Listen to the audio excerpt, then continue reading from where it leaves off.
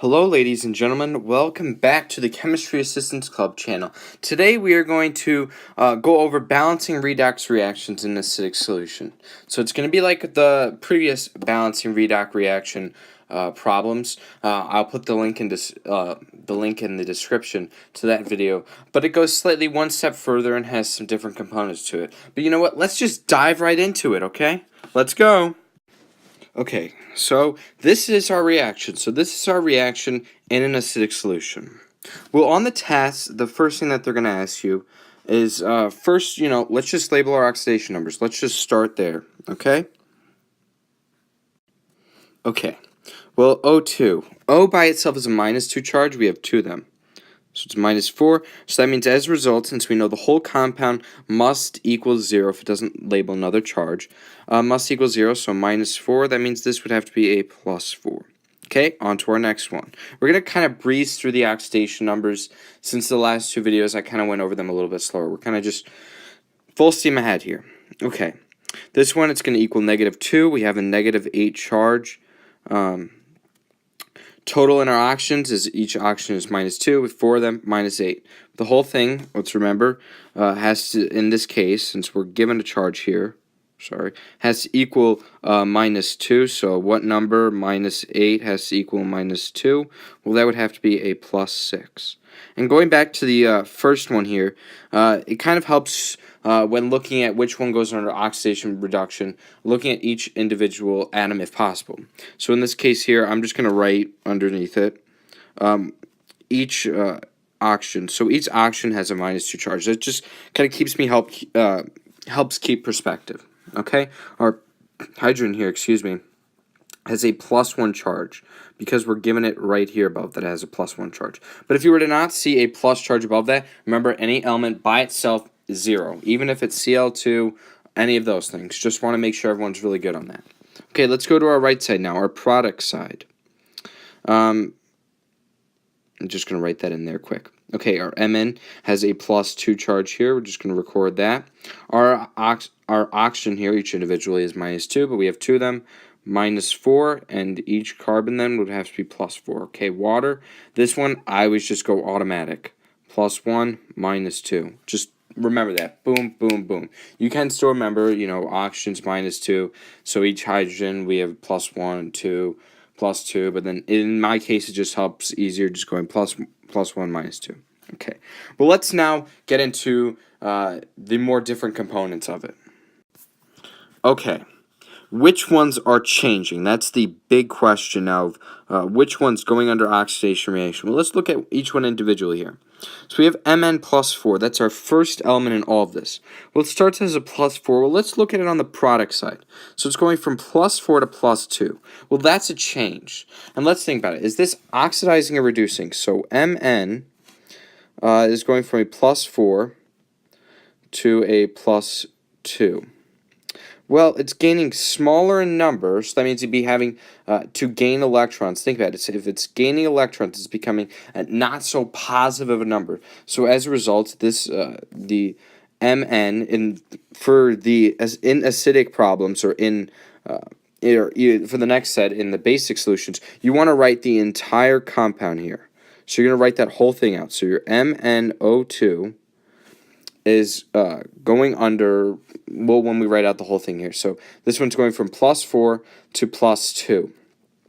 So this whole thing here, so we're going to write the whole entire compound here. So MnO2 to Mn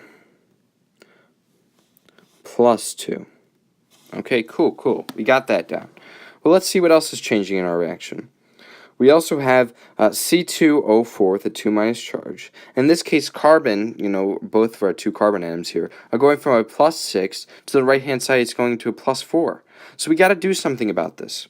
So that since it's undergoing some type of change, we're going to write that down here. We're going to write the whole entire compound, C2O4 with a 2- charge, and the CO2. Okay, now they will ask you on the test which one's undergoing after you've labeled the oxidation numbers, they'll say which one's undergoing oxidation and which one's undergoing reduction. How do you know which one's doing which? Okay, so our manganese oxide here is going from a +4 to a +2. So in order to go to that +2, it's having to gain electrons. Okay? So this one here would be our reduction. Okay? And then for our second one here that's undergoing change, C2O4 with a -2 charge is becoming CO2. We know this is our change because it's going from a +3 for each carbon atom to a +4 for each carbon atom. Okay? So it's going from a +3 to a +4. So in order to do this, it's going to have to lose electrons. So when we say lose electrons, remember Leo Gur. Oh, sorry. Leo Gur. This will save your life. Trust me. Leo, losing electrons, oxidation. Gaining electrons, reduction. Cool. Just remember that. That's all I'm going to say. Just remember it. Okay, where do we move on from there? Well, the very first thing you're going to want to do after that, after figuring out which ones change and which ones, basically just figuring out which ones change. You're going to make sure that you have the same number of atoms of the element that's changing on both sides. Okay, so in this case, in the first one, we have one M and one Mn. Mn and one Mn on the other side. It's kind of a tongue twister there. So as a result, we don't need to increase the amount of manganese on both sides. So we're just going to rewrite it again. MnO2 to Mn with a +2 charge. Let's look at our second one here. C2O4 with a -2 charge going to a CO2. Well, on this side we have 2 carbons, and this side we only have 1 carbon. So what do we got to do? We're just going to increase the coefficient from the 1 that's in front of it to a 2. So it's going to become C2O4 with a -2 charge to 2CO2. Look at that. That's the one that's changing because we're going to need to increase the amount of carbons first. What do we do after that? Okay, so after that, we're going to make sure we have the same number of stuff on both sides. The same number of other elements of oxygen and hydrogen on both sides. So in this case here, in our MnO2 going to Mn with a +2 charge, we see we have 2 oxygens on the left-hand side, or the reactant side, and no oxygens on our right-hand side. What are we going to do? So, we are going to add 2 water molecules. Why are we going to do this? Because now look at, now we have 2 oxygens on this side, and we have 2 oxygens on the right-hand side. It really doesn't matter if you know the theoretical reason of why you'd be adding a water molecule or what this means in the reaction. Just do it. Simple as that. Be Nike. Just do it. Okay? And let's look at our second one here. So we've got our MnO2. We're just going to balance the oxygens first. Balance oxygens before you balance hydrogens. Remember that. Look at your atoms first of your same elements that's changing. Then look at all the other atoms, okay? So we found our oxidation numbers, we found out which one's reducing and oxidizing. We made sure we had the same number of elements here. Now we're making sure we have the same number of quote-unquote stuff on both hand sides, okay? So we've got 2 there.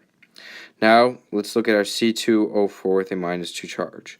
Well, we have 2 carbons there, 2 carbons there, 4 oxygens there, and now 4 oxygens there. So we're all good. We don't need to add any water molecules. Where do we go from there? Well, let's look at our MnO2 here.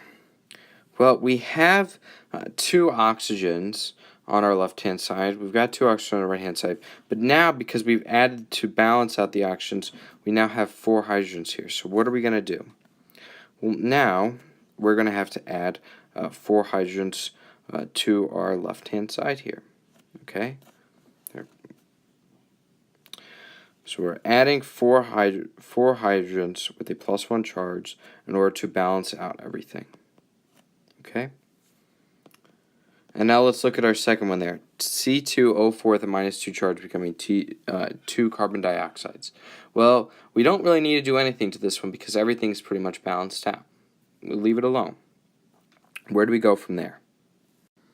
Okay, so now we've got all the quote-unquote stuff balanced. Where are we going to kind of go from there? Well, as we remember, this had here a +4 charge, and this has a +2 charge for the manganese. So remember that the MnO2 was reducing. It was having to gain electrons in order to equal its products, right?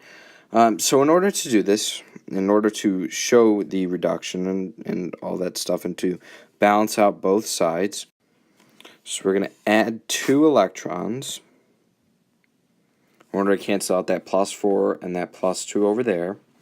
2 electrons plus already MnO2 plus 4H plus gives me Mn plus 2 H2O water molecules. Okay, so that's good with our first reaction. We're done now. We're finally done. So now we're going to go into our second one here. This one, remember, each individual one had a +3, and each individual one had a +4. So this side here is going to have to gain an electron in order to equal the reactant side. So finally, we're going to do something to this reaction. Oh, and there's a 2 there, by the way.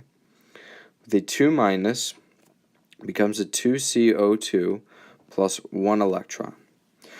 Ooh, they're kind of foreshadowing ahead here. But now we've balanced out our electrons, we've balanced out all the oxygen, balanced off all the hydrogens, we've done our oxidation numbers. Are we done yet, Chris? Sadly, we just have a little bit way to go. We have to make sure that the electrons that we are gaining and losing are the same. So we see in our manganese oxide, we are having to gain 2 electrons.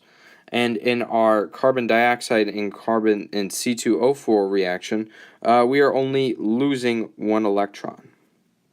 Okay, so as a result, we're going to have to multiply in order to get the same number of electrons in both, this one by 2, because now this as a result will become 2 electrons, okay? So we can kind of rewrite all this as just basically just writing for our second one, but I'm going to copy it all just so you guys can kind of see everything that's going on. So what are we going to do after this here? Well, now we're going to basically add everything up together. So this actually should be a 4 here. Okay, sweet.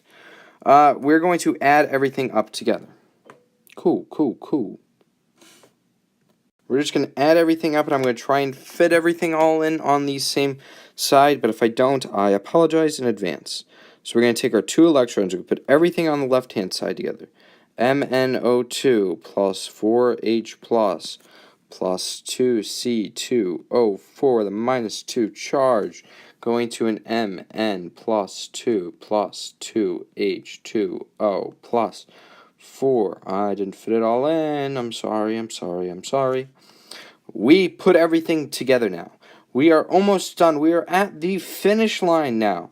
What are we going to do? So now we're just going to cancel out commons here. 2 electrons, boom, canceled out. Can we cancel out anything else? We cannot. So now this is our final reaction here.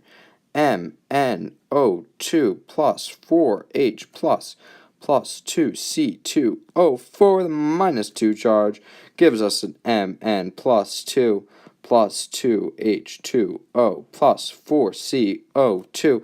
That is it. We are done. Have a great night. This is Christopher Zeuthen signing off. This is Balancing Redox Reactions in an Acidic Solution. Let's go.